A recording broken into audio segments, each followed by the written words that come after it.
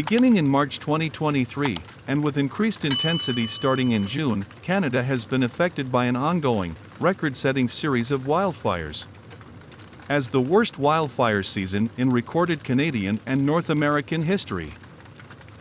11 provinces and territories have been affected, with large fires in Alberta, Nova Scotia, and Ontario and Quebec. On June 25, the Canadian Interagency Forest Fire Centre declared the 2023 wildfire season was the worst in Canada's recorded history, surpassing the 1989 fire season. As of July 8, 3,519 fires had burned 8,928,358 hectares, 22,062,453 acres.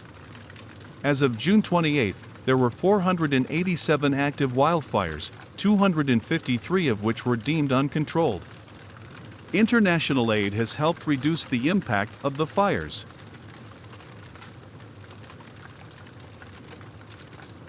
Smoke emitted from the wildfires has caused air quality alerts and evacuations in Canada and the United States. By late June, it had crossed the Atlantic to reach Europe. In general, since the 1970s and 1980s, the total annual number of wildfires in Canada has decreased while the total area burned has increased, though there is variability between years. Since 1959, the number and size of large fires has increased and the average fire season has become longer by about 2 weeks.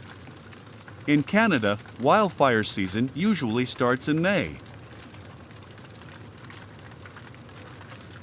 In May 2023, the fires have been compared to the 2016 Fort McMurray wildfire and the 2021 Lytton wildfire. That's all what we have from information for now. Thank you for watching this video.